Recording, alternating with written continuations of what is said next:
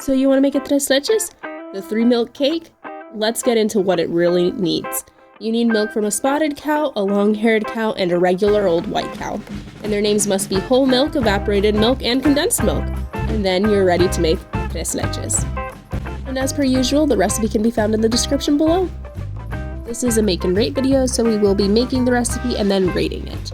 We will be rating it on the ease of the make and bake, if a picky eater will like this recipe, and then if we will make and bake this recipe again. The recipe is fairly easy to follow, but you should always read over the directions and ingredients twice. The tres leches recipe really consists of 3 different parts to make up the whole cake. Currently we're making the actual breading, and this is the only part that you bake in the oven.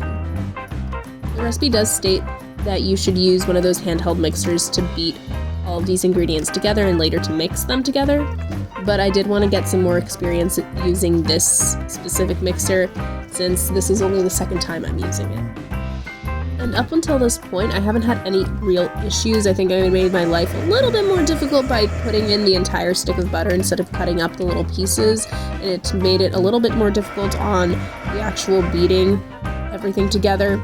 But other than that, I think that this mixer did a really good job at actually beating the ingredients together and then mixing it together. But it didn't do a perfect job. So I did go in with my own handy dandy whisk and just finished stirring in that flour that you see. That way everything would be more or less a smooth, consistent mixture. Like I mentioned before, this is the only part you're actually baking for, so you're almost done with the hardest part and it only gets easier from here. Also, guys, look at this. I'm super proud of that. With the baking complete, we'll puncture the bread multiple times with a fork.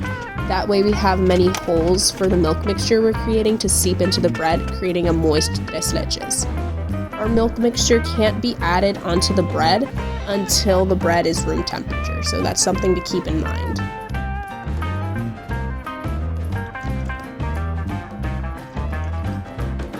In adding the milk mixture, I was a little scared at first because I thought, oh no, the bread is drowning.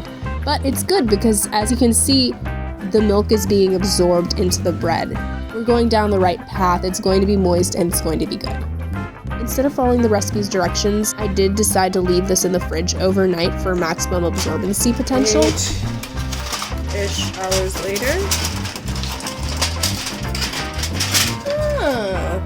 I wanted the most amount of milk to be absorbed in the time frame that I had, because when the bread initially came out of the oven, I did think that it was a little flat and small, but with the milk being absorbed, not so much anymore. Now the final step is to create the whipped topping.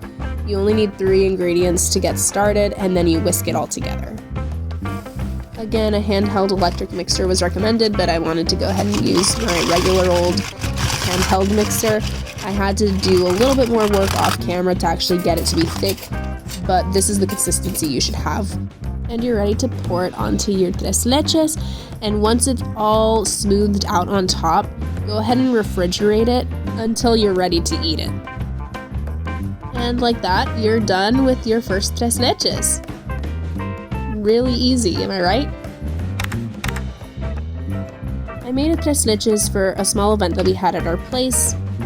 The consistency was great, the texture was good, it was moist. As you can see that there's still milk at the bottom, so the entire cake made sure to stay moist. There was no dry part. I wish that the bread was a bit thicker, like maybe like a 3-layer, 2-layer tres leches would have been a better take, maybe for next time. But I think a picky eater would really like this. It's a dessert, so there's no way that anybody could really dislike it unless it's some moisture, texture type of thing.